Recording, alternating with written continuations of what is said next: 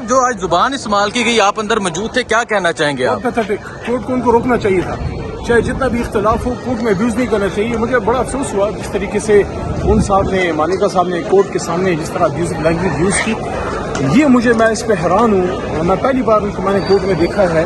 मैं इस पर हैरान हूँ कि तकरीबन 5.5 साल या पता नहीं 5 साल बाद इनको ये क्यों याद आया कि उन्होंने इस इद्दत वाले इशू को उठाना है। क्योंकि जब ये शादी हुई थी तब भी इमरान खान साहब वज़ीर आज़म नहीं थे, तो वो गवर्नमेंट प्रेशर तो हो नहीं सकता। फिर इमरान खान साहब की हुकूमत ख़त्म होने के बाद भी कोई 1.5-2 साल बाद ये केस लॉन्च हुआ है, तब भी खान वज़ीर आज़म नहीं थे। ये अगर कोई बात कहे कि वो वज़ीर आज़म थे, मैं प्रेशर में था, तो पहले भी वज़ीर आज़म नहीं थे जब शादी हुई थी।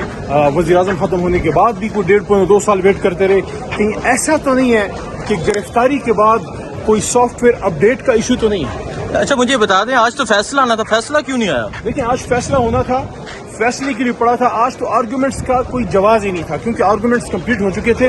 हम तो फैसला सुनने आए थे। मैं हाई कोर्ट में था, हाई कोर्ट में चीफ साहब की अदालत में एक केस में, और उसके बाद मैं इधर पहुंचा हूँ। तो मैंने जब देखा तो दोबारा आर्गूमेंट शुरू हैं। तो एक तो ये दोबारा आर्गूमेंट्स नहीं होने चाहिए थे, और दूसरी चीज ये है कि अदालत पे अदम एतमाद का तो बिल्कुल सवाल ही पैदा नहीं होता। वो पहले ही उनकी दरख्वास्त रिजेक्ट हो चुकी है। जी, शाहिद हटक साहब भी मौजूद हैं। शाहिद हटक साहब, क्या कहना चाहेंगे? आज जो यहाँ चलता रहा, जो तोहमतें लगाई गई, जो जुबान इस्तेमाल की गई, उस हवाले से क्या कहेंगे आप? जी, पहले तो मैं इस चीज़ की पुरजोर अल्फाज में मजम्मत करता हूँ कि एक ऑनरेबल जज के सामने खबर मनिका ने जो अल्फाज या जो गालियाँ दी है ऑनरेबल कोर्ट के अंदर, तो होना तो यही चाहिए था कि उनके ऊपर तौहीन अदालत लगती।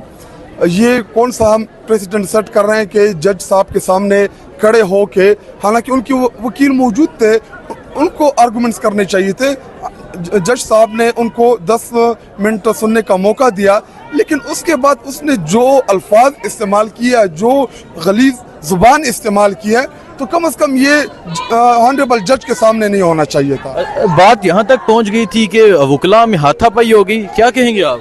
नहीं जी, वो इनका प्लान था कि किसी तरीके से तहरीक इंसाफ और हमारे ILF के लॉयर्स को वरगलाया जाए और इधर कोई सीन क्रिएट किया जाए। लेकिन अल्हम्दुलिल्लाह हमारे वकला ने, यहाँ पे हमारे मौजूद पार्लियामेंटेरियंस ने बड़े पुरतबार तरीके से, बड़े बर्दाश्त किया। उन्होंने, होना तो ये चाहिए था कि इसकी सही तरीके से पिटाई होती, लेकिन चूंकि हमारे चेयरमैन हमारे इमरान खान साहब ने हमें हमेशा पुरअमन रहने का दर्ज दिया है, और इनकी यही हमेशा से कोशिश रहती है कि अदालतों के अंदर कोई सीन क्रिएट कर लें, कोई ट्रैप बना लें, और उस ट्रैप में तहरीक इंसाफ और उनके वकला और उनकी लीडरशिप के ऊपर कोई ना कोई उनको बहाना चाहिए केसेस का। तो ये एक ट्रैप था, इनकी एक साजिश थी कि किसी न किसी तरीके से ये हमारे वकला को गला ले। आज फैसला आना था, और जज साहब ने तो केस सुनने से इनकार कर दिया, फैसला देने से इनकार कर दिया।